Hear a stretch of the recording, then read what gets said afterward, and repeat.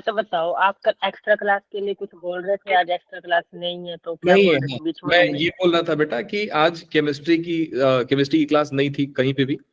और मेरी क्लास आज, हम लोग का एक्स्ट्रा क्लास उस दिन होता है जिस दिन कोई टीचर का 2 क्लास होता है, ठीक है। तो हम लोग रख देते हैं कि टीचर के ऊपर भी ज्यादा बर्डन ना आए, क्योंकि बोलते बोलते फिर एक्स्ट्रा क्लास में ऐसा नहीं होना चाहिए ना कि मैं जा रहा हूँ सिर्फ फॉर्मेलिटी करके आ रहा हूँ, मैंने कुछ पढ़ाया नहीं। तो बोलते बोलते बहुत ज्यादा थक जाते हैं ना, तो मैं भी उसी दिन शेड्यूल करते हैं जहाँ पे 2 दिन क्लास हो, 2 लेक्चर होता है, 3 लेक्चर के दिन हम एक्स्ट्रा क्लास नहीं रखते हैं।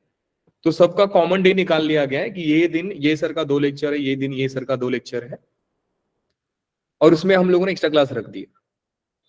आज पीयूष सर नहीं थे, तो आप लोगों का भी बैच मर्ज हुआ रहेगा, है ना। जबकि आपके बैच में पीयूष सर की क्लास थी, मेरी क्लास थी नहीं, 11th का बैच। तो मैं एक्चुअली 3 क्लास ले लिया हूँ ऑलरेडी। अब इसके बाद में अगर कंटिन्यू मैं करूंगा,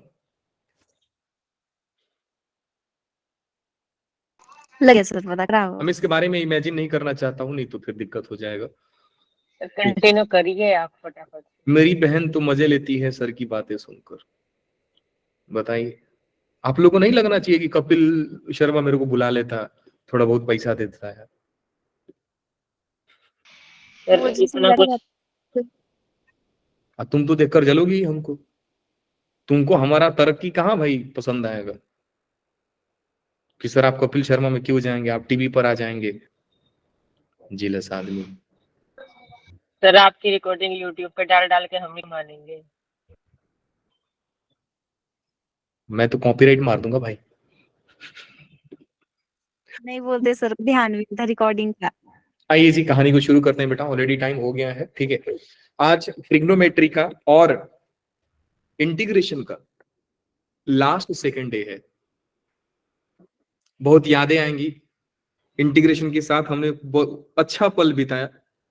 लेकिन इसका मतलब ये नहीं है कि ट्रिग्नोमेट्री इंटीग्रेशन आपको छोड़ देगा, बिल्कुल नहीं। इसका भाई आ जाएगा। इसका दूसरा रूप आपके अगले भाई चैप्टर आ में जाएगा। eagerly waiting for you people, definite integration. आप यहां से इनडेफिनेट पढ़ के जा रहे हैं, डेफिनेट इंतजार कर रहा है, उसके बाद भी आपको एरिया अंडर कर्व बुला रहा है। आइए, गाना सुने हो ना, अभी बिहार डायरीज आया था, आइए ना हमारा बिहार में, ये भी गा रहे हैं अभी, आइए आइए आप आइए। चलिए जी बेटा, पहले केशव के डाउट को सॉल्व करते हुए हम कहानी को आगे लेके जाएंगे। बताइए जी, कौन सा क्वेश्चन बोला बेटा केशव आपने? ये लास्ट दोनों जो फ्रंट स्क्रीन पे नजर आ रहे हैं, लास्ट दोनों आपको बताना है, राइट। वैसे मन तो नहीं है बताने का, लेकिन मैं फिर भी बता दे रहा हूं, है ना।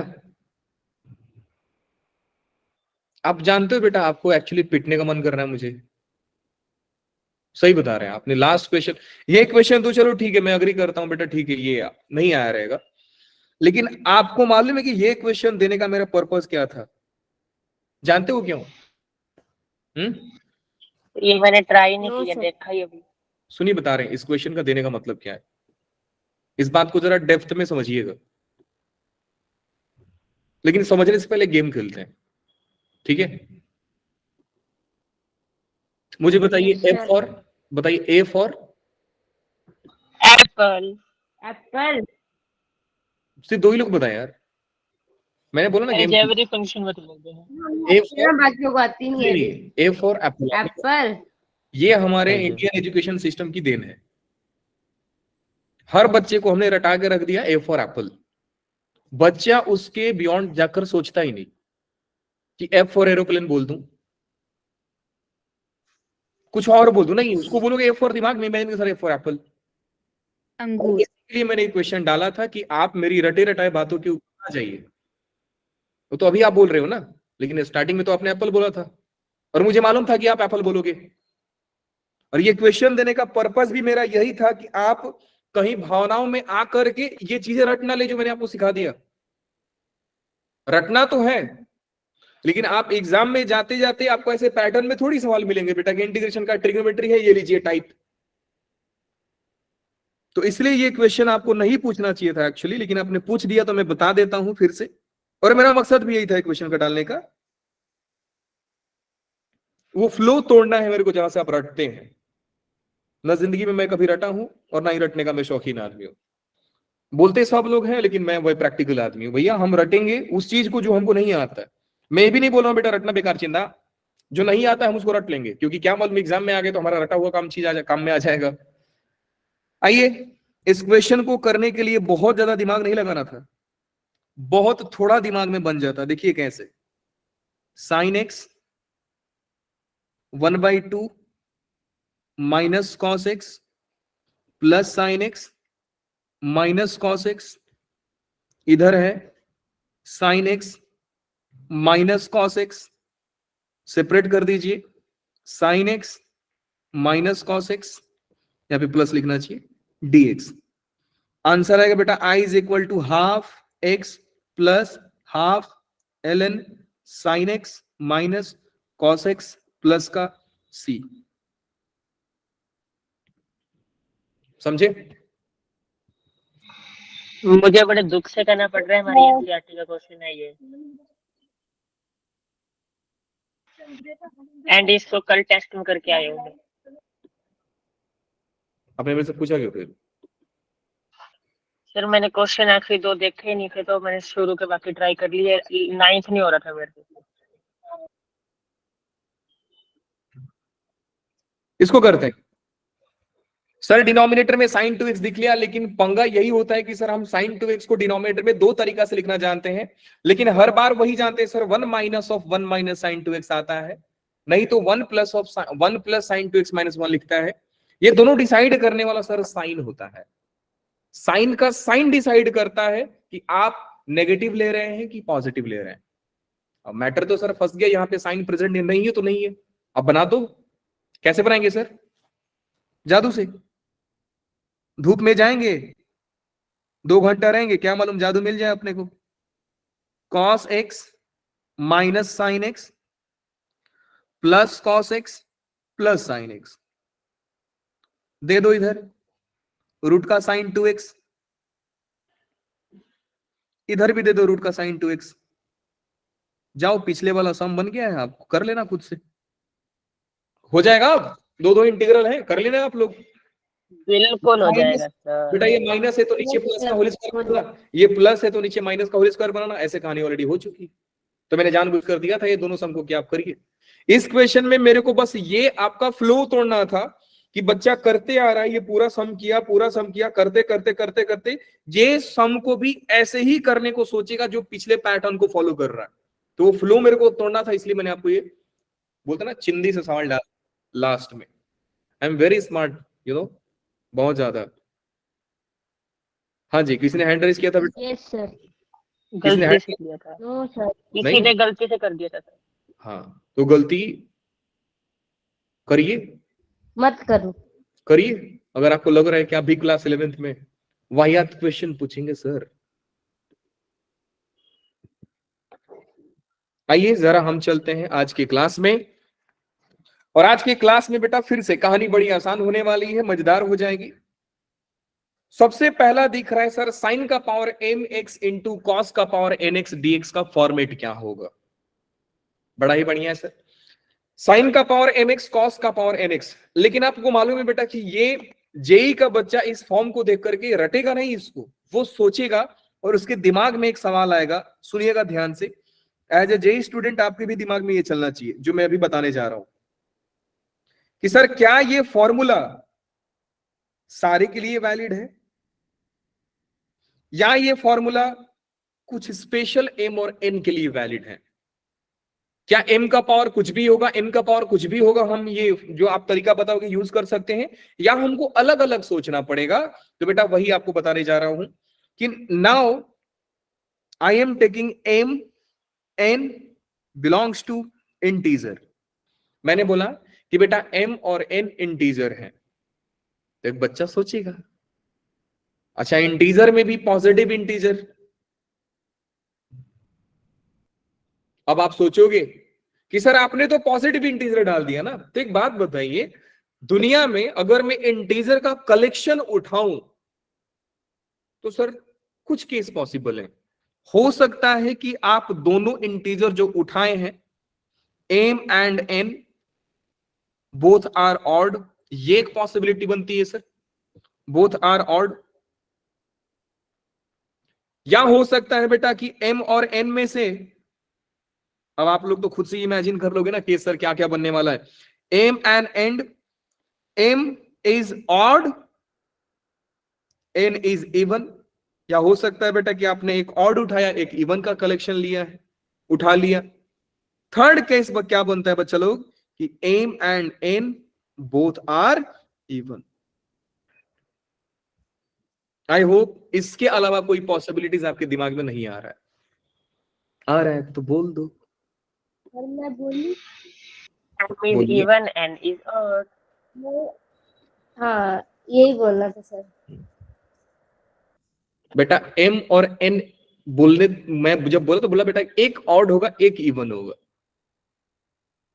साइन का पावर और कोस का पावर डिफरेंट हो जाएगा ना उससे, अगर आप M और डिफरेंट होगा ना बेटा, एक इवन और एक ऑड होगा, ऐसा ही होगा ना। कोई एक ऑड होगा कोई एक इवन होगा। तो आप जो बोल रहे हो बेटा ये ऑलरेडी आ चुका है, ठीक है। अब इनके बियॉन्ड सोचिए, कोई पॉसिबिलिटी बन रहा है? नहीं बन रहा है बेटा। बाकी के लोग मुझे एक बात बताइए, क्या आपके घर वाले आपको डांटते हैं? हाँ, घर वाले डांट देते हैं आप लोगों को कि माइक ऑन नहीं करना है? या आप लोग अपने घर वाले को दिखाते हुए एटीट्यूड की, ये देखो भैया हमारा एटीट्यूड, हम सर बोलते रहते हैं, सर के सामने हमारा एटीट्यूड ये है कि सर बोलेंगे माइक ऑन करो, सर हम बोलेंगे नहीं, फिर घर वाला भी बोलेंगे वाह क्या बेटा है हमारा, इतना बढ़िया एटीट्यूड है इसका, क्या बात है यार। अगर ऐसा है तो आप इसको कंटिन्यू रखिए, ठीक है। अगर ऐसा नहीं है तो आप मुंह खोलकर बोल लीजिए, भगवान ने मुंह बोलने के लिए दिया है, ठीक है। स्वैग है जनता का बेटा, इतना गंदा स्वैग नहीं होना चाहिए, ठीक है। एकदम आराम से बैठे रिलैक्स होकर के, नहीं होना चाहिए ऐसा। नहीं तो क्या मालूम घर वाले डांट देते रहेंगे ना, तो ये लोग गुस्से में मुंह फुला लेते रहेंगे, हम खाना नहीं खाएंगे, जाओ हमको नहीं खाना, करते रहेंगे ऐसा। फिर मम्मी आएंगी, क्या हुआ बेटा पापा के बातों को बुरा नहीं मानते? आप भी बोलोगे, क्या बोलोगे आप? नहीं मम्मी मेरे को हर बार ऐसे ही बोल देते। क्या क्या बोलोगे सर? पहली बात तो बोलेगी ही मम्मा ऐसे। हाँ, लोग आती है ना बेटा, खा लो, पापा की बात को बुरा नहीं मानते, भाई की बातों को बुरा नहीं मानते। आप छोटे हो ना, आप किसी बड़े हैं ना वो, आप भी बोलोगे नहीं मम्मी हमको रोज डांट देते हैं ऐसे ही ये लोग, और वही मुंह फुला कर बैठे हैं क्लास में कि सर भी ऐसे मनाएंगे। बड़ा देख रहे हो, ये दिख रहा है आपको? ये आंख लाओ कैमरा के सामने, बताता हूँ आपको, कैमरा के सामने आंख लाइए, मुंह खोलकर बोल लिया करो, समझ गए? अरे यस हाँ देखो कुछ लोग सोच रहे सर, नहीं सर हम खुश हैं सर, घर में हमारे घर में हमको कोई नहीं डांटता है, डांटना भी नहीं चाहिए, है ना। चलिए हो गया मस्ती, आइए यहाँ पे। तो बेटा ये तीन पॉसिबिलिटीज बनते हैं, तीनों पॉसिबिलिटीज में सर सॉल्व कैसे करना है ध्यान दीजिए। इसको सॉल्व करने के लिए, टू सॉल्व करने के लिए think derivative of bigger power, या थोड़ा और मैथमेटिकली लिखा जाए तो इसको लिखेंगे बेटा to solve think derivative of function with higher power, highest power लिख देते हैं, एंड पुट टी। अरे सर ये बात जी, सर अगर m ऑड हो गया n इवन हो गया तो बेटा इवन पावर t पुट कर देना, put function with even power is equal to t। अच्छा ऐसा है सर? हाँ जी, इवन पावर t। अगर m और n दोनों इवन हो गए तो सर क्या करेंगे? इसके लिए बेटा मैं कोई आपको तरीका नहीं बताऊंगा, ठीक है, हाँ क्वेश्चन के थ्रू समझा दूंगा कि काम ऐसा करना होता है। So let's solve first question of the day, sin power 75 cos power 3x। अब मेरा सवाल बेटा आप लोगों से ये है कि मेरे को दोनों का बताइए, 3 कैटेगरी में से कौन से कैटेगरी में फॉल होता है? both are पहली odd. वाली। Very Both good. are odd. M and N both are odd. कितना अच्छा लगा सर लोगों ने बोला। अरे सर अच्छा लगा आपको, फिर हम नहीं बोलेंगे। फिर एटीट्यूड, गंदे लोग। इसको सॉल्व करने का तरीका क्या बताया बच्चा लोग? हाईएस्ट सोचना है ना, वो हाईएस्ट पावर का डेरिवेटिव सोचना है। तो इसमें बेटा हाईएस्ट पावर कौन है? 9 का पावर 75. 75 हाईएस्ट पावर है ना। हाईएस्ट पावर वाला फंक्शन कौन है? Sin. Sin. का डेरिवेटिव कौन है बच्चा लोग? Cos x. हाँ, क्या लिखेंगे? Put cos x is equal to t। क्या बात समझ में आई? Yes. हाँ Yes. Yes sir. तो इसके बाद क्या करोगे सर? इसके बाद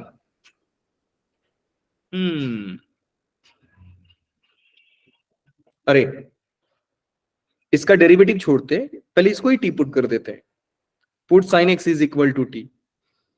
अब सर आपने ऐसा क्यों किया? बेटा फिलहाल इस क्वेश्चन के लिए अप्लीकेबल है तो कर देते हैं। अब इस क्वेश्चन के करने के बाद आपको एक बहुत बड़ा गोल्डन स्टेटमेंट दूंगा, तो पहले इसको निपटाते हैं। जैसे ही बेटा आप साइन एक्स को टी पुट करेंगे, डिफरेंशिएट करेंगे तो हो जाएगा cos x, और cos x is equal to हो जाएगा dt। कोई बताएगा मुझे इंटीग्रल क्या बच रहा है?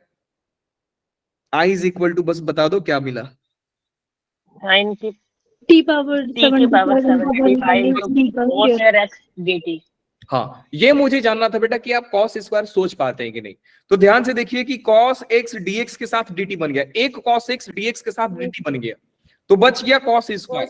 cos स्क्वायर दुनिया के नजरों में हमारे लिए 1 minus sin square x minus t square dt है सर।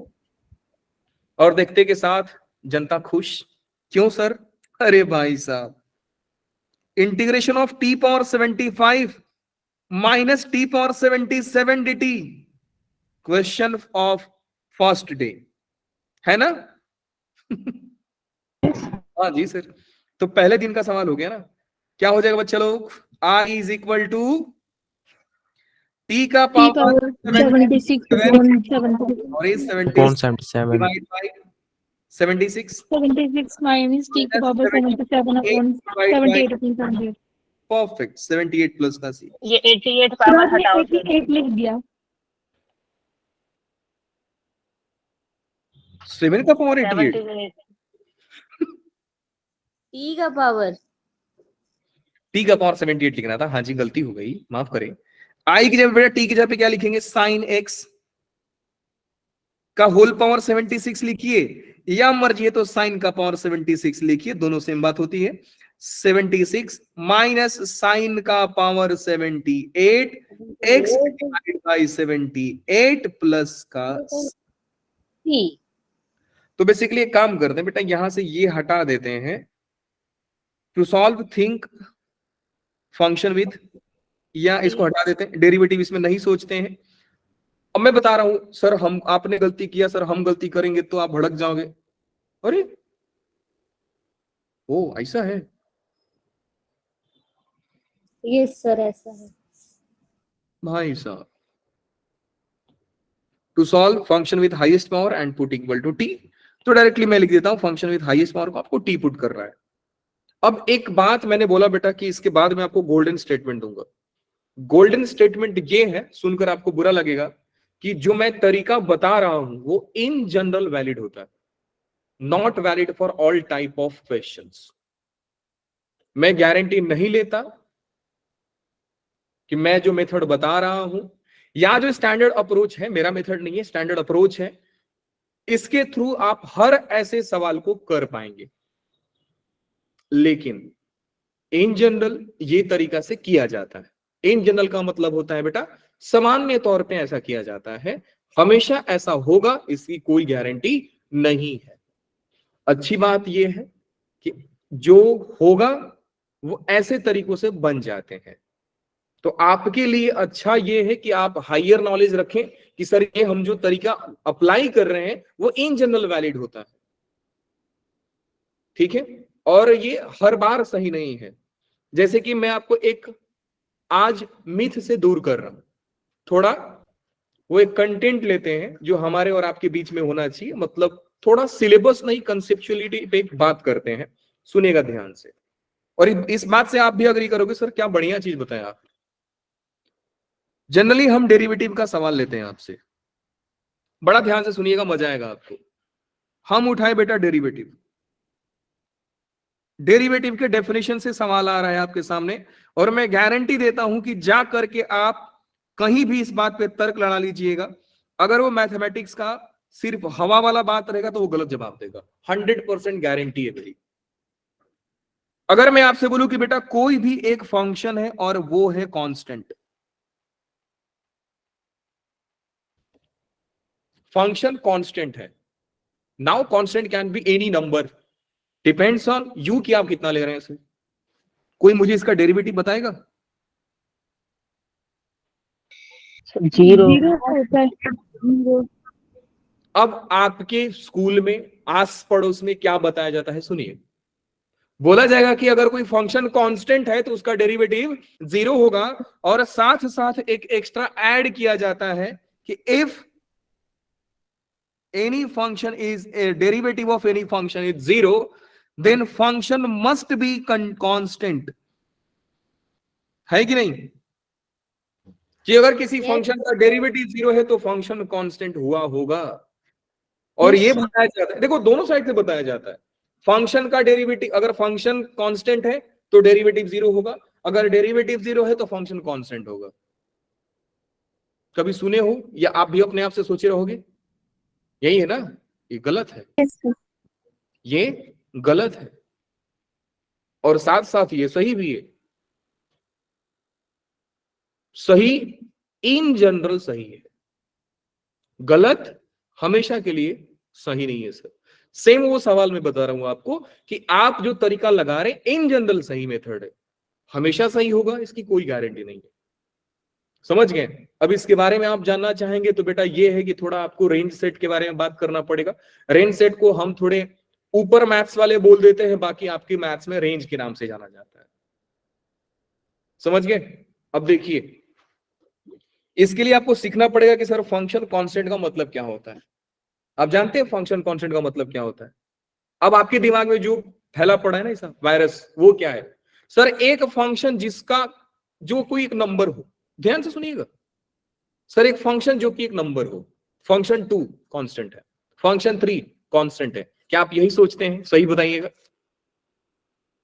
कांस्टेंट फंक्शन दिमाग में क्या आता है, क्या है कांस्टेंट फंक्शन? जिसके साथ कोई वेरिएबल नहीं होता, मतलब कोई वैल्यू पुट नहीं हो सकती। इन शॉर्ट बोल सकते हैं सर कि जिसके रिस्पेक्ट में हम डिफरेंशिएट नहीं कर रहे हैं, सारे कांस्टेंट मान लेते हैं। जैसे टी है, हम उसको टी के रिस्पेक्ट में डिफरेंशिएट नहीं कर रहे हैं। मेरा फंक्शन है वाई एंड एक्स का, टी आ गया तो टी को हम कांस्टेंट मान के डेरिवेटिव 0 कर देंगे सर, ये हमारे लिए होता है। यही है ना आपके लिए? हाँ जी जेसिका बेटा बताइए। सर अगर मान लो x इक्वल टू 10 30 है तो वो भी कांस्टेंट ही हुआ ना। हो गया ना बेटा? लेकिन you can not say x equal to tan theta is constant, because again theta will vary. अब ये वर्ड को ध्यान से समझिए कि सर वैरी क्या होता है। वैरी का मतलब होता है बेटा कि वो चीज हमको कांस्टेंट नहीं माना जाता है जो अपना रूप चेंज कर दे। ये बात से अग्री करते हैं आप?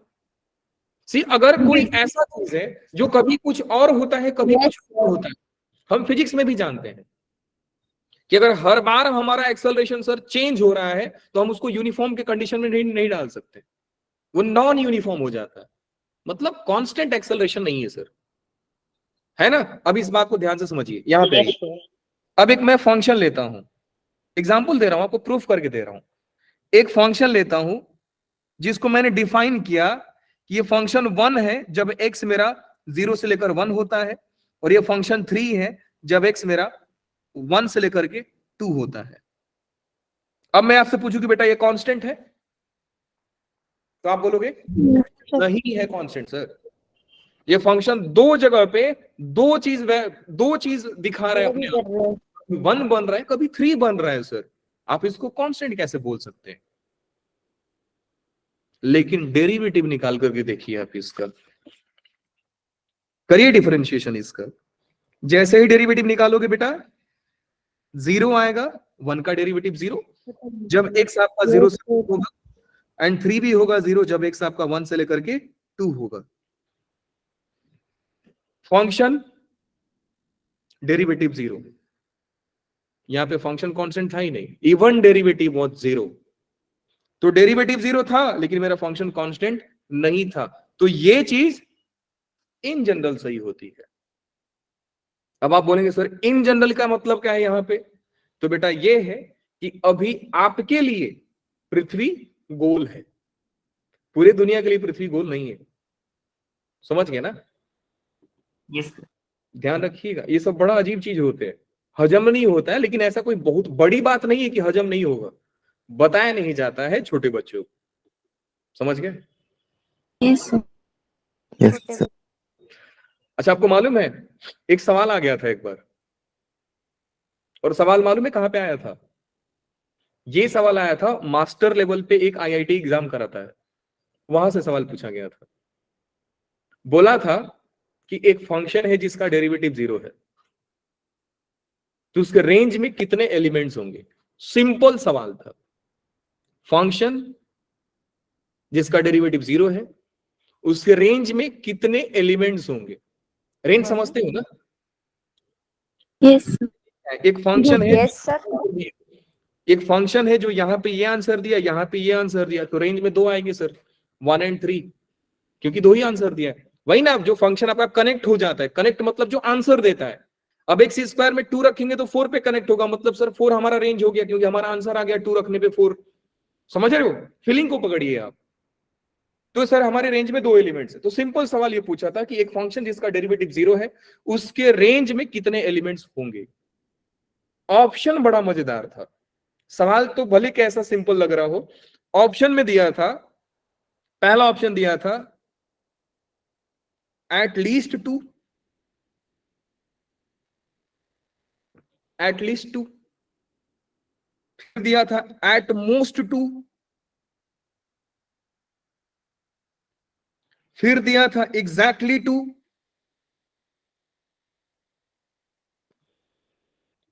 फिर डी ऑप्शन दिया था कुछ की फंक्शन विल बी 0, कुछ फंक्शन 0 होगा, फंक्शन कांस्टेंट होगा, कुछ ऐसा ऑप्शन दे दिया था, ऐसा दे दिया था।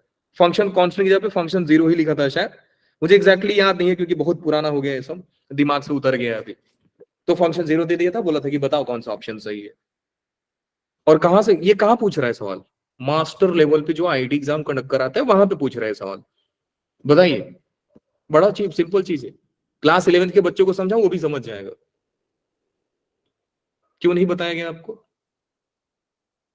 क्योंकि आपके लिए पृथ्वी गोल है, गोल है। इसलिए नहीं एक बताया बार गया। क्वेश्चन दोबारा बोलना। क्या हुआ सर बेटा? क्वेश्चन बोलना है, क्वेश्चन बोलना है एक बार।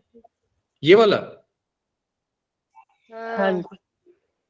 एक फंक्शन है जिसका डेरिवेटिव 0 है, उसका रेंज सेट में कितने एलिमेंट होंगे? छोड़िए यार, आप क्यों जा रहे हैं उतना दूर, मैं आपको बस बता दिया। एटलीस्ट 2। फर्स्ट वाला आएगा सर। एटलीस्ट 2 होंगे। एटलीस्ट 2, एटलीस्ट 2 आएगा। मे बी यस शायद। बिल्कुल सर। अब ये मत बोलना मल्टी करेक्ट था। एक बात बताएं आपको, अगर एटलीस्ट 2 भी नहीं रहेगा ना तो बेटा कांस्टेंट पे 0 बन जाएगा फंक्शन। एक फंक्शन अगर 0 है तो उसका रेंज सेट में एटलीस्ट 2 नहीं है। एक फंक्शन आप ले लीजिए 2, उसका डेरिवेटिव 0 नहीं है, है तो आप कैसे बोल सकते हैं कि सर एटलीस्ट 2 मतलब 2 तो होने ही चाहिए। 2 भी होगा तो चलेगा, 2 तो होने चाहिए। बेटा एक पे भी आंसर आ जाएगा। आप एक रेंज सेट में सिर्फ एक एलिमेंट ले लो, बोल दो कि function is continuous and function is 2, simple. Function 2 है और फंक्शन कंटिन्यूअस है, मतलब for all x we are getting 2 only, क्योंकि कांस्टेंट फंक्शन है सर, हर बार डेरिवेटिव 0 आएगा उसका, हर एक्स के लिए 2 ही आएगा आंसर, और हर सब एक्स के लिए डिफरेंशिएट करोगे आंसर 0 आएगा। तो एक एलिमेंट, यहाँ पे 2 एलिमेंट थोड़ी थे। हाँ जी, सर क्या कौन सा ऑप्शन सर इसका? हाँ जी, मतलब ये गलत है, ये ऑप्शन गलत है। ऑप्शन कौन ये सा? गलत। करेक्ट ऑप्शन क्या है? मेरे सवाल के अकॉर्डिंग ए गलत है, बी गलत है, बी गलत है, सी सी गलत, गलत है, समझ डी गए? सही है। लेकिन अब एक बात को ध्यान से समझिएगा, मैं अगर सिर्फ ये बोल दूं ना कि सवाल गलत है, ऑप्शन गलत है, तो मैं मैथ्स नहीं जानता हूं। हमारे मैथ्स में हम किसी भी पॉइंट पे बात करते हैं जब हमको आप डोमेन दोगे। अगर आप डोमेन नहीं दोगे तो मैं सर नहीं दूंगा, मैं आंसर नहीं दूंगा सर। मैं एग्जैक्टली 2 बोल देता, मैं एग्जैक्टली 2 बोलता। जब आप बोल देते कि सर फंक्शन हमारा एक्स जो है सर बिलोंग करता है, सुनिएगा ध्यान से, मैं सारा ऑप्शन आपके सामने सही करके दिखा दूंगा, सारा ऑप्शन सही करके दिखा दूंगा। बताइए कौन सा सही करके दिखा दूं आपको? सी ऑप्शन, सी डी कर ऑप्शन, डी ऑप्शन तो बेटा अपने आप सही है ना कि फंक्शन अगर कांस्टेंट है तो सी बताओ, सी डेरिवेटिव जीरो है तो फंक्शन जीरो होगा, जीरो पे तो फंक्शन का डेरिवेटिव जीरो ही होता है। क्रिस्टल वाला सी सर, क्रिस्टल वाला सी। सी कर देते हैं, एग्जैक्टली 2 कर देते हैं। मान लीजिए मैं फंक्शन बोल दिया, ऐसा लग रहा है आप मुझे चैलेंज दे रहे हैं। एक फंक्शन है जिसका डेरिवेटिव 0 है, ठीक है, मैंने बोला कि बेटा एक फंक्शन लेते हैं, अब वो फंक्शन क्या होगा यही पूछा रहेगा ना कि उसके फंक्शन रेंज सेट में कितने एलिमेंट्स होंगे। और सी ऑप्शन दिया है एग्जैक्टली 2, मैं आपको 3 करके दिखाता हूं कि 2 ही होंगे, मैं 2 से कम भी दिखा दूंगा, 2 से ज्यादा भी दिखा दूंगा। आप एक फंक्शन कंसीडर कर लीजिए 4, एग्जैक्टली 2 आने ना। आप फंक्शन कंसीडर कर लीजिए 4 और उसका x बिलोंग्स टू r कर दीजिए। अब निकालिए इसका derivative, for all r it will be 0। तो इस करेंट सेट में कितने एलिमेंट है बेटा? सिर्फ एक, क्योंकि 4 ही आंसर दे रहा, फंक्शन 4 है। रेंज का मतलब होता है आंसर, फंक्शन का वैल्यू कितना है, फंक्शन का वैल्यू कितना है बेटा? 4 है। पूरे x के लिए फंक्शन का वैल्यू 4 है, तो सर एग्जैक्टली 2 तो इसमें आए नहीं, इवन फंक्शन का डेरिवेटिव 0 था। इसका मतलब सर ऑप्शन नंबर सी तो डिस्कार्ड हो गया। अब मैं उसको सही करके दिखा रहा हूं, मैं 2 एलिमेंट ले लूंगा, जैसे यहाँ पे एग्जैक्टली 2 एलिमेंट थे इस डोमेन में, मैं सवाल को मैं 2 से ज्यादा करके दिखा रहा हूं, मैं फंक्शन कोई और डिफाइन कर दूंगा, मैं यहाँ पे 4 ले लूंगा, x बिलोंग्स टू 4 to 6। अब लूंगा बेटा ये ले, इस डोमेन में तेरा फंक्शन का रेंज 3 है और डेरिवेटिव 0 है, तो एग्जैक्टली 2 कहां पे? यहाँ पे तो 3 आ गए। अब ये हो क्यों रहा है ऐसा चीज सर? क्योंकि बेटा आपके कहानी में जो मेन हीरो है वो डोमेन है। मैं डोमेन चेंज करता हूं, रेंज सेट चेंज होता है। और ऑब्वियसली आप जानते हो सर रेंज डिपेंड करता है डोमेन कैसा है आपका। डोमेन खराब दे दिया तो सर रेंज तो कभी कभी वैलिड नहीं होगा। अब 1/x को आप 0 दे दो, बोलेगा हम देंगे नहीं सर, इनफाइनाइट फंक्शन अनडिफाइंड है आपका। बात समझ रहे हैं आप लोग? Yes sir. Yes sir. देखो ये सब चीजें पढ़ाने में बहुत मजा आता है, पढ़ने में भी बहुत मजा आता है, लेकिन बात यही है ना कि बहुत लोग इस चीजों को हजम नहीं कर पाते, तो फिर हमें भी बताना पड़ता है। क्या बताना पड़ता है? बेटा पृथ्वी गोल है तो यही मान ले। सर हो गया, होगा क्या इसका एक्यूरेट एंड प्रभु? मैंने बोला बेटा आपको एक सवाल बताया था, लिमिट में बताया था कि sir raise to derivative from integration due to in general word. यही तो ब्यूटी है बेटा मैथ्स की। मैंने आपको बोला था कि अगर आप लिमिट डज नॉट एग्जिस्ट बोल रहे हैं तो आप इज्जत दे रहे हैं लिमिट को, क्योंकि लिमिट एग्जिस्ट नहीं कर रहा है सर। तो मैंने वहां पे एक वर्ड सिखाया था जिसका नाम था इनवैलिड। सर इनवैलिड है आपका सवाल, समझे? तो इस सवाल के लिए मुझे आपको बोलना चाहिए था कि सर आपका सवाल इनवैलिड है, आप मेरे को डोमेन दो। अगर आप डोमेन नहीं दोगे तो सर हमारे लिए ये आपका समझदारी होना चाहिए था कि सर हमारे लिए इनमें से कोई आंसर सही नहीं है, नहीं तो सारे आंसर सही है। डिपेंड करता है आप डोमेन क्या दे रहे हो सर। बात समझ में आई? ये क्वेश्चन का लैंग्वेज समझने का पावर होना चाहिए आपके अंदर। अगर मैथ्स के लैंग्वेज को समझोगे नहीं तो फिर मैथ्स आपको नहीं समझेगा, ये पक्का है। मैथ्स समझने के लिए मैथ्स को समझना पड़ता है, उसके लैंग्वेज को समझना पड़ता है। एक एक वर्ड बड़ा क्रिटिकल होते हैं। जैसे इन जनरल के लिए मैं आपको डेरिवेटिव का कहानी बता दिया, हो जाएगा कि हो सकता है कि मैं कुछ और वर्ड उठाऊं और आपको बोल दूं। मैं इन्फिनिटी पे मैं आपको आधा घंटा समझाऊंगा कि बेटा ये रहा इन्फिनिटी, इन्फिनिटी में भी हम दो इन्फिनिटी लेते हैं, एक इन्फिनिटी जो बहुत बड़ा है और एक इन्फिनिटी जो बहुत छोटा है।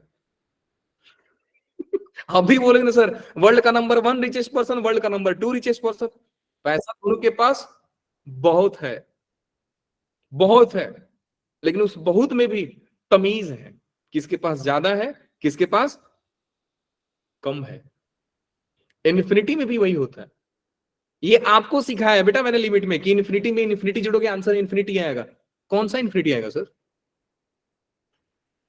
कौन सा इन्फिनिटी आएगा? छोटा वाला, बड़ा वाला? बताइए। एनीवे आते हैं बेटा। अब ये कौन दोनों के प्लस वाला इंफिनिटी आएगा। नहीं, आप जानते हो ना इन्फिनिटी में भी बेटा छोटे बड़ों की लिहाज होती है, कौन सा छोटा इन्फिनिटी है, कौन सा बड़ा इन्फिनिटी है। एक लेक्चर एसिम्प्टोट का हो जाए सर, एसिम्प्टोट पढ़ना है आपको। सारे इंडियन ऑथर ने तो उसका डेफिनेशन बिगाड़ दिया है, नाम चेंज कर दिया बच्चों को समझाने के चक्कर में। एनीवे छोड़ो, मैं ज्यादा बुराई नहीं करूंगा। आइए हम कहानी में आगे चलते हैं। तो बेटा फिर से एक बात और कि ये जो फंडा बता रहा हूं इन जनरल सही है। अब कोई बोलेगा ना सर इन जनरल का मतलब क्या था, बेटा बहुत मारूंगा। आइए जरा केस नंबर 2 की बात करते हैं। केस नंबर 2 में मुझे बताइए कि ये कौन सा टाइप का फॉर्मेट दिख रहा है आपको? Even odd. Perfect. One even one one even one odd one even one odd वाली फीलिंग आ रही है सर। फंडा क्या था बेटा? Even वाले को इवन पावर, पुट कर दो।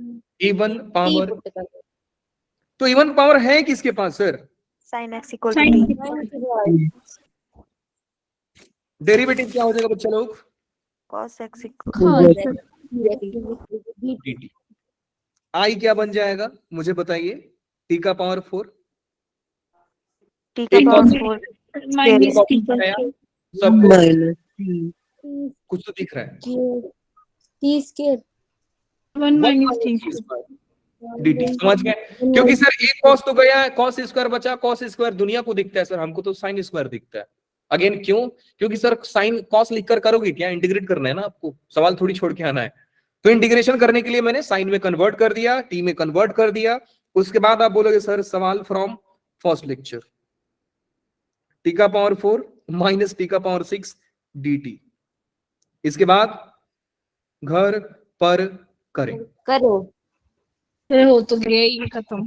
सर एक क्वेश्चन था आपसे। बोलिए। सर इसमें ऐसा क्यों होता है कि हम इवन पावर को टी पुट करते हैं, आप एक बार साइन पुट कोस को टी पुट क्यों नहीं करते हैं? करना चाहेंगे आप? बिल्कुल सर, मेरे को पता है वो साइन स्क्वायर -1 में फंसेंगे, और एक बार करके बताइए। आपको लग रहा है फंसेंगे, वैसे फंसेंगे नहीं। देखिए आपका सवाल वैसा नहीं है कि आप मेरे से पूछ नहीं सकते, बेटा पूछ सकते हैं। लेकिन फिर से मैंने बोला था कि बेटा इसके तरीका हो सकते हैं, मैं जो तरीका बता रहा हूं इन जनरल सही है। समझ गए ना? तो आप अपने आप से तरीका निकाल सकते हैं, मेरे को कोई दिक्कत नहीं है। मैंने बोला बेटा मैं जो तरीका बता रहा हूँ इन जनरल सही होता है, आप भी तरीका निकालिए। आप भी बता रहा कि मैं जो तरीका बताया मेरा इन जनरल सही होता है। आइए जी, आपने बोला बेटा कि एक सवाल लेते हैं हम, और वो कुछ भी हो सकता है, दोनों, एक इवन लेना है एक ऑड लेना है। इसी सवाल को लें कि दूसरा सवाल ले लें? आपकी मर्जी है, पर खतरनाक पावर लेना है। थोड़ा सा और ले लेते हैं सर, साइन पावर 6 ले लेते हैं, और फिर साइन पावर 6 ले लेते हैं सर, और कॉस का पावर 8 ले लेते हैं सर, चलेगा? अच्छा नहीं नहीं, एक इवन ऑड लेना था ना, तो एक 7 ले लेते हैं। 7 ले लें कि 9 ले लें? चलो 9 ले लेता हूं। केशव ने बोला कि सर आपने सिर्फ इवन पावर को टी पुट क्यों किया, ऑड को टी पुट करो। तो इसमें ऑड है बेटा कॉस, मैंने पुट किया। जैसे ही मैं कॉस को करूंगा पुट टी, ये हो जाएगा minus sine x dx is equal to dt। फिर आपको दिखा बेटा i is equal to minus एक साइन एक्स चला गया, बच गया आपके पास साइन का पावर 5, साइन का पावर 5x, कॉस का पावर 8 नहीं, कॉस का पावर 9, तो टी का पावर 9 dt। अब मैं इंटीग्रेट कर नहीं सकता हूं सर, क्योंकि दो फंक्शंस दिख रहे हैं, एक dt का फंक्शन दिख रहा है और x का फंक्शन दिख रहा है। We have to eliminate x anyhow. तो उसके लिए क्या करेंगे बेटा, थोड़ा और दिमाग लगाएंगे सर। माइनस, थोड़ा और दिमाग क्या लगाएंगे आप, ये कर सकते हैं सर कि साइन का पावर 3x लिख सकते हैं, साइन स्क्वायर x लिख सकते हो, फिर साइन 3x लिख सकते हो। अब कोई बच्चा ऐसा किया ना बेटा ऐसे है तो बहुत मार खाओगे, क्योंकि वो 6 हो जाएगा, पावर 5 है वो। तो आपको बेस में सेम रखकर पावर मल्टीप्लाई ऐड होता है, इनटू में t का पावर 9 dt। आई अग्री कि आप साइन स्क्वायर को एलिमिनेट कर देंगे। Now how will you eliminate sine power 3? बताइए, कर पाएंगे केशव? साइन को कर साइन 3a साइन को कर देंगे आप, दिक्कत ही नहीं है। साइन स्क्वायर को आप 1 माइनस कॉस स्क्वायर लिख दोगे, कॉस स्क्वायर फिर से हट के टी स्क्वायर बन जाएगा। ये इसको कैसे एलिमिनेट करोगे आप? हाँ जी बेटा, बात तो सही है। कहानी खत्म, फंस जाओगे आप। अब यही सवाल यहां पे होता, ये होता तो शायद आप पार पा जाते, लेकिन फिर आप जानते कि सर जैसे मैं कॉस को करूंगा टी पुट, एक साइन जाएगा इधर बच जाएगा साइन क्यूब, सर मामला फिर से फंस जाएगा हमारा, दिक्कत हो जाएगा। समझ गए? Yes sir. परफेक्ट। Yes, अब देखो, ये ऐसे सवाल पूछने से आप ये करो कि इसको रख लो, सेव कर लो जहां पे क्वेश्चन लिखते हो कि मेरे को ट्राई करना है कॉसेक्स को डिपुट करके, वो चैलेंज लीजिए, आप खुद से कीजिए, फंस जाएंगे, पता चल जाएगा आपको सर ये दिक्कत था। सर का इन जनरल वाला वर्ड बड़ा बढ़िया था सर। आइए हम आगे चलते हैं। अब चलते हैं सर एक ऐसा कैटेगरी जहां पे दोनों बोथ आर even. इवन।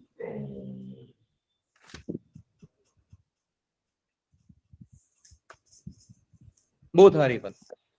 मैंने आपको बताया कि बेटा इसमें आपको एक काम करना होता है, ठीक है? तो कुछ बोल रहे हैं मेरे से, मालूम है आपको? बोल रहे हैं ले चलो घुमाने। सर कौन? होप, होप है, होप बोल रहे हैं ले चलो घुमाने, है ना? बाहर चलना है, पढ़ा लें तो पहले। आई इज इक्वल टू, बेटा इसको सॉल्व करने के लिए क्या करना है ध्यान से देखिएगा। आप इसमें से सबसे जो छोटा पावर है उसको साथ में ले लीजिए। कौन सा साथ में ले ले सर? देखिए क्या करेंगे। Sine. Sine x cos x का पावर 4, इधर बच जाएगा बेटा कॉस स्क्वायर एक्स, इधर बच जाएगा dx। यही हुआ? Yes, sir. यही हुआ कि नहीं? Yes sir. हाँ जी सर, यही हुआ। इसके बाद क्या करेंगे? देखो ये कहानी सिंपल नहीं है, थोड़ी सी टफ जाएगी, थोड़ा केयरफुली समझिएगा। इसका कोई स्टैंडर्ड मेथड नहीं होता है, तरीका होता है जो हम सोचते हैं। ये क्या हो जाएगा बेटा? आई इज इक्वल टू, मैं साइन एक्स और कॉस एक्स पावर 4 को मैं 2 से मल्टीप्लाई और डिवाइड कर दूंगा, तो 2 पावर 4 मतलब 1/16 सर दे दीजिए, और ये हो जाएगा साइन 2x का पावर 4 इंटू में कॉस स्क्वायर एक्स dx। समझ में आया बेटा लोग? Yes sir. फंडा क्या था कि सबसे छोटे पावर के साथ कॉस को क्लब कर दो सर। सबसे छोटा पावर कौन था? 4। मैंने 4 के साथ कॉस को उठाया, क्लब कर दिया। क्यों किया? क्योंकि मेरे को सर sin 2x का फॉर्मूला दिख जाएगा। सर sin 2x में ऐसा क्या खास बात है कि आप फॉर्मूला दिखाना चाहते हैं? बेटा sin 2x में खास बात छोड़ो, cos स्क्वायर में खास बात है। जानना चाहते हैं क्या? हाँ सर जानना तो चाहते हैं। बेटा i is equal to 1/16 integration of sin 2x का पावर 4 सॉल्व करना बहुत बड़ी बात नहीं है सर। cos स्क्वायर को क्या लिखेंगे आप? cos स्क्वायर को जरा सोचिए, दिमाग लगाइए, क्या लिखेंगे सर आप?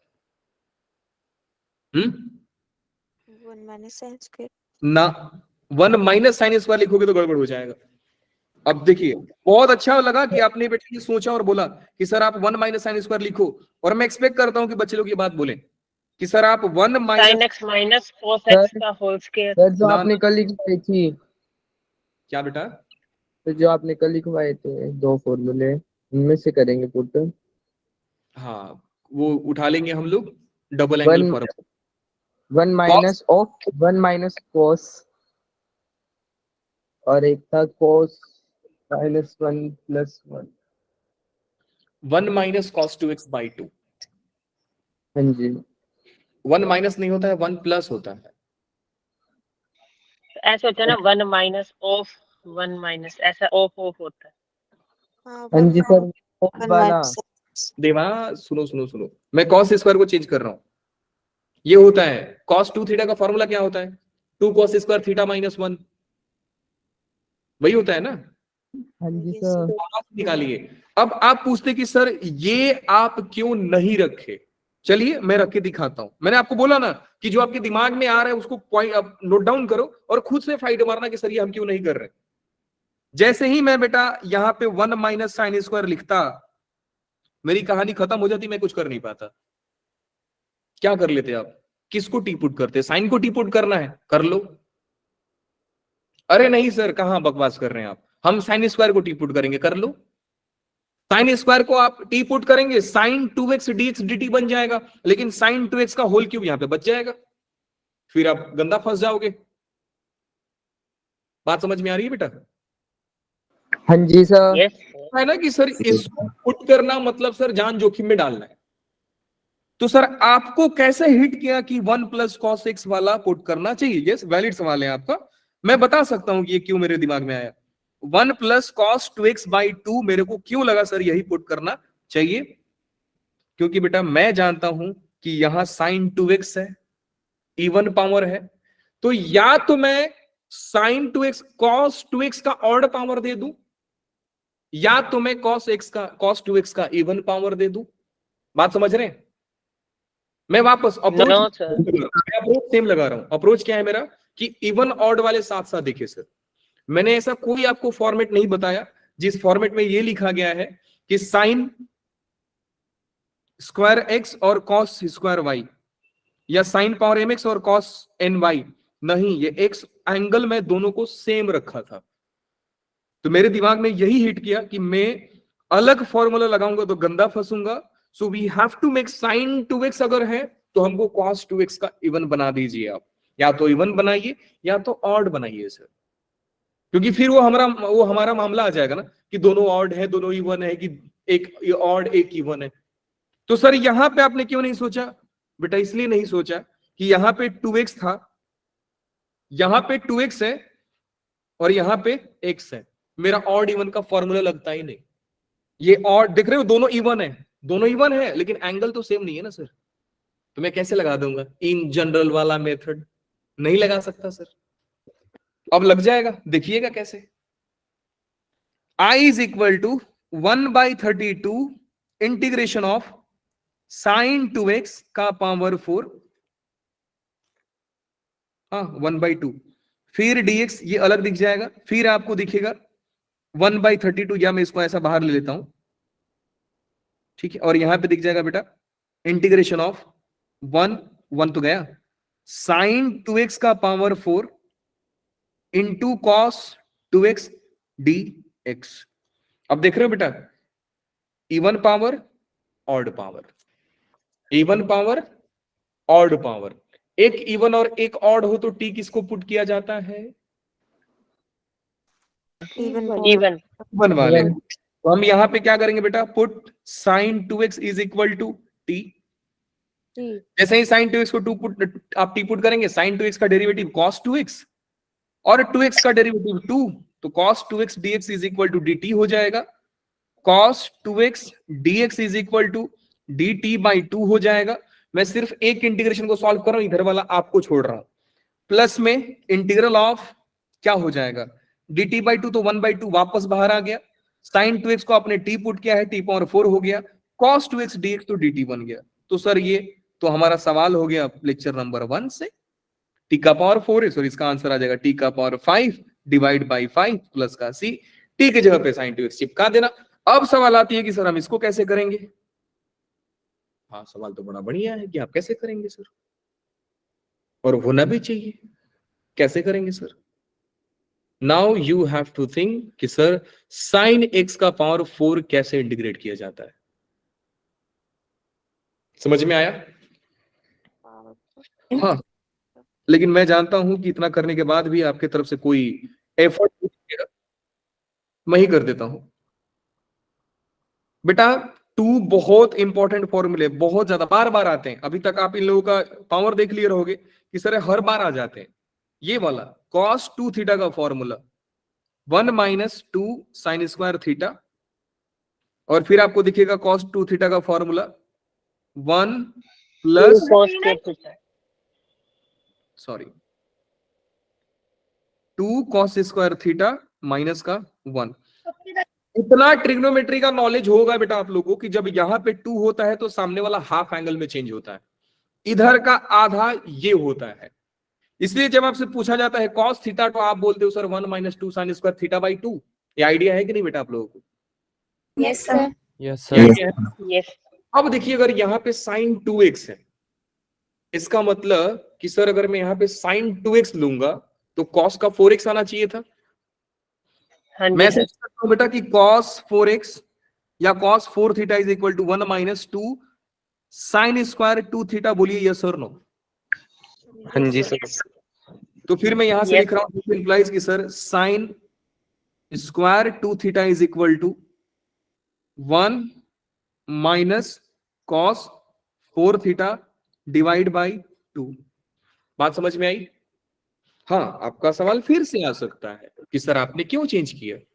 हमारे दिमाग में तो सर साइन 2 थीटा का 2 साइन x cos x चल रहा था। तो मैं बोलता बेटा फिर कर लो। कैसे करेंगे सर? कैसे करेंगे बताएंगे आप? मैं बोलूंगा बताऊंगा भाई कैसे करूंगा।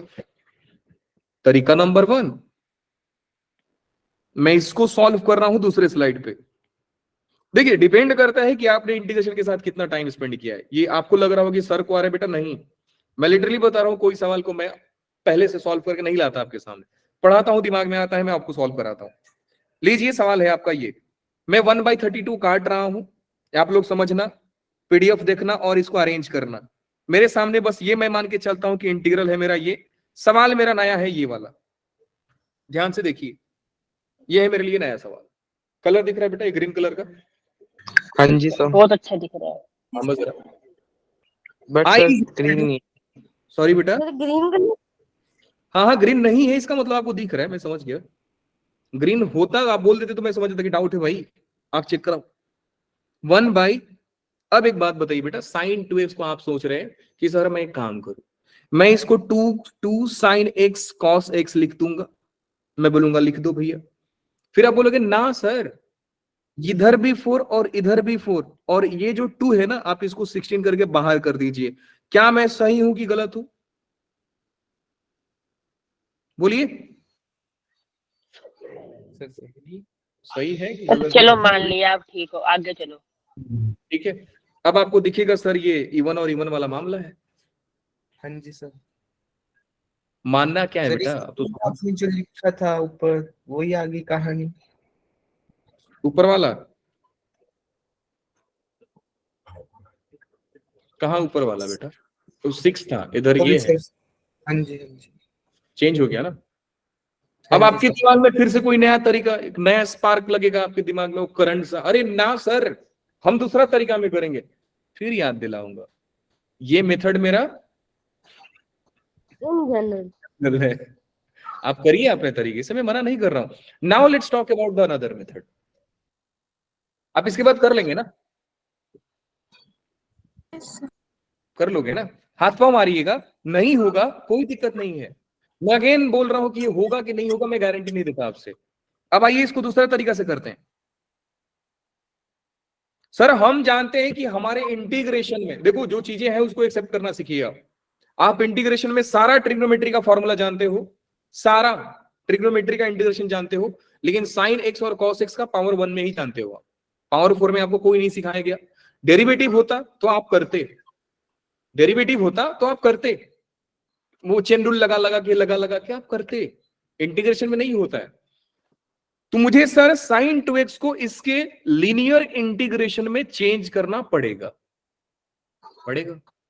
मैंने अभी आपको सिखाया। Let's talk about the method number 2।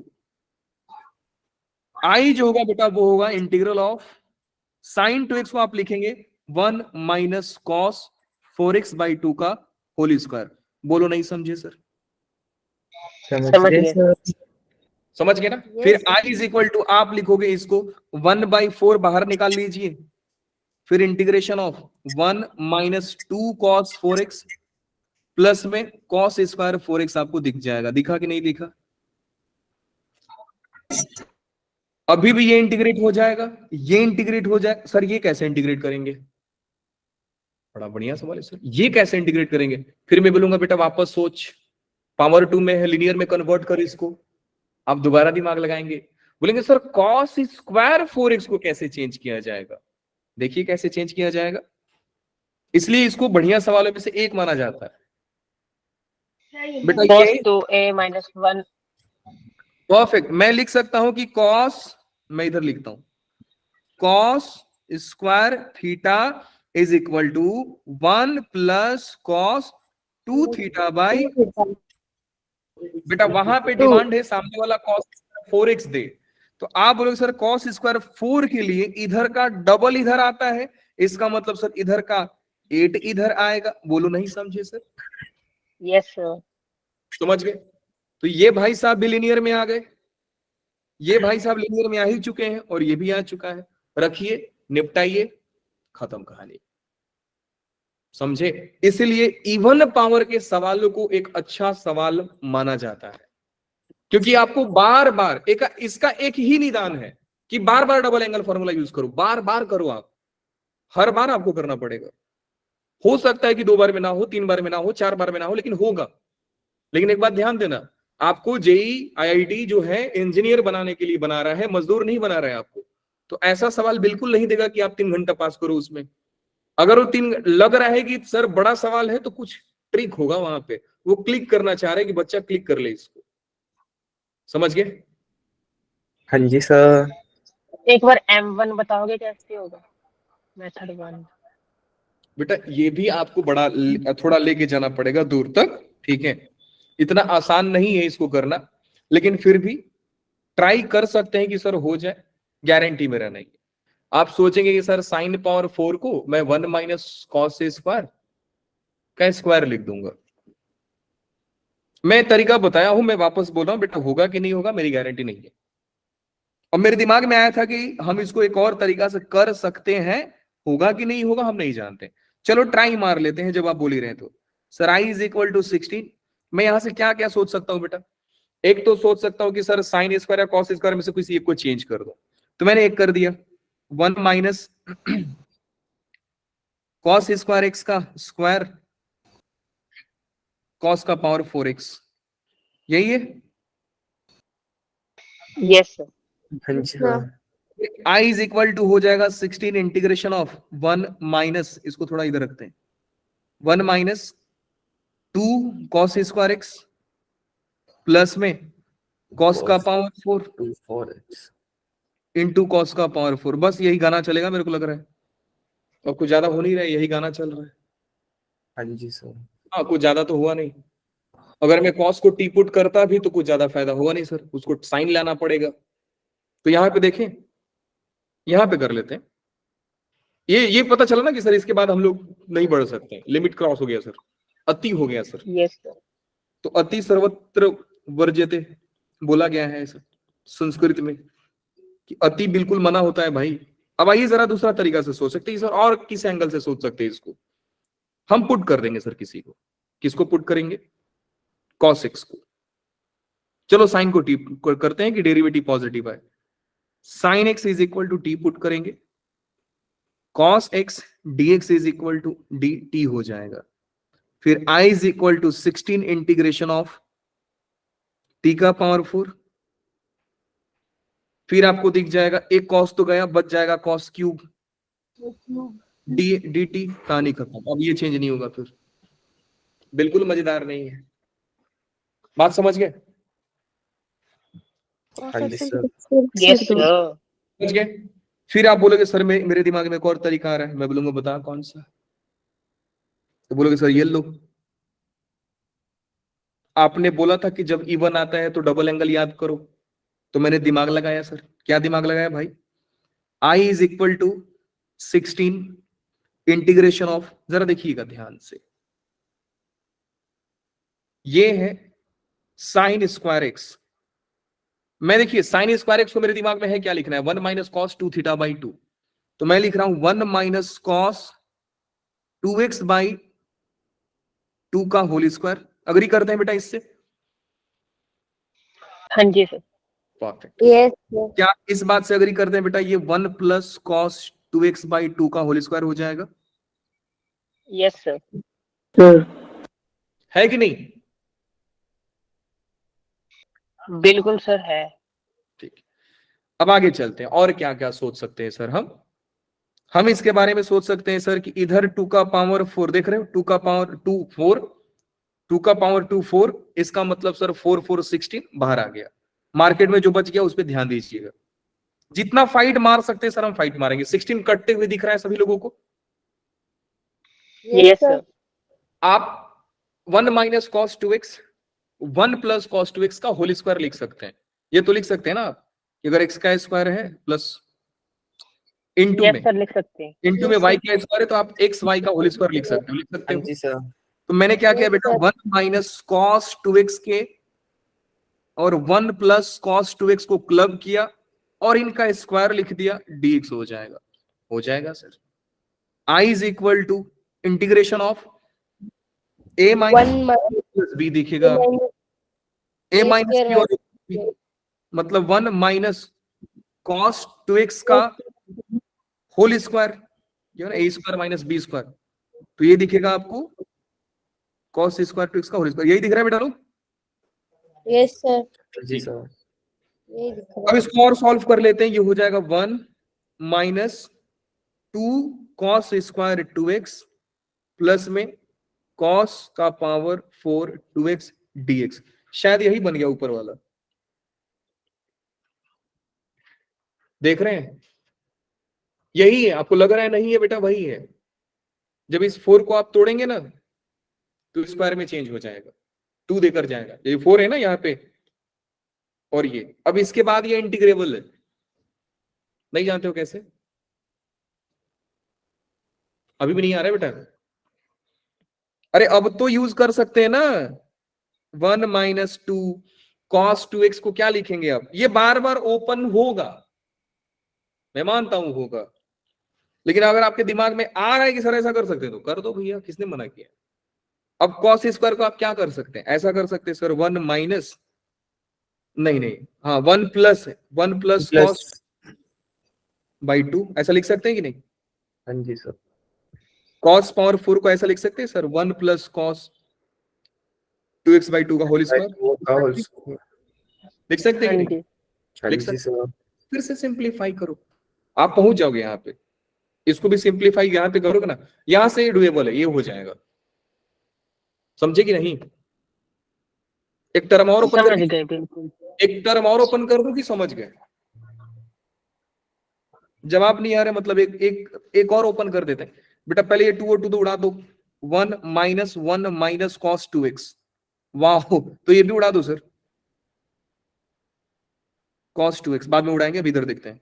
Plus में वो जो पार्टी दिख रहा है बेटा, वो दिख रहा है 1 प्लस 1 बाई 2, प्लस में 2 कॉस 2x बाई 2, तो सीधा कॉस 2x दिखेगा और फिर दिख जाएगा कॉस स्क्वायर 2x है 2x dx।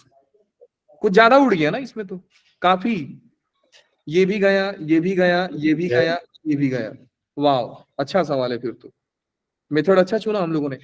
i is equal to integration of half plus फिर से कॉस स्क्वायर 2x दिख रहा है, आप उसको क्या लिख सकते हैं बेटा? 1 plus cos 2x upon 2।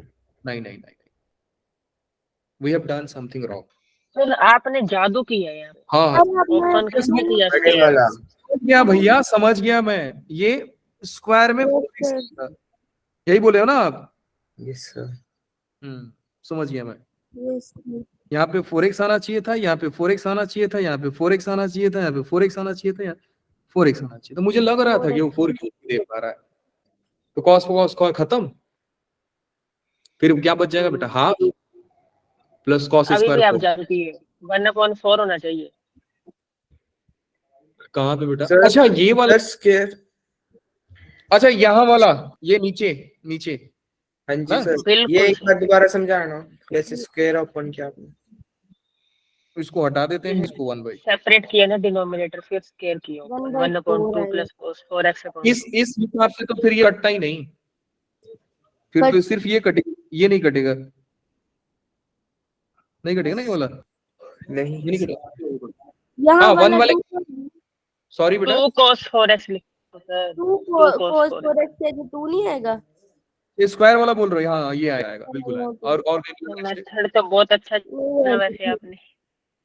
1 minus 2 cos, अरे आ गया यार, 1 माइनस 2 cos 4x और प्लस में cos स्क्वायर 4x आ गया। कर सर लेना। मेरा थोड़ी देर से हो रहा था, ये कहाँ से आ गया? चलिए चलिए अब ठीक है, अब डुएबल है क्योंकि पुराने जैसा बन गया यस सर। है ना। चलिए इसके बाद मैं छोड़ दूं कि घर पे करें। अच्छा मैं एक चीज बोलूंगा बेटा कि अल्टीमेटली दोनों सेम जगह पे आके रुके हैं तो किसी एक को पकड़ के सॉल्व कर दीजिएगा। हाँ मेरे बाबा, या तो इधर कर लेना या तो इधर कर लेना, ठीक है। ये कौन से सर थे? ये कौन सी बात? तिवारी सर। तिवारी सर। चलिए जी, देखो जादू देखो क्लास में, ये सीखने आते हैं लोग। इनको छोड़ो सर, आपने पार्शियल फ्रैक्शन क्यों नहीं कराया मेरे को, बस ये बताओ आप।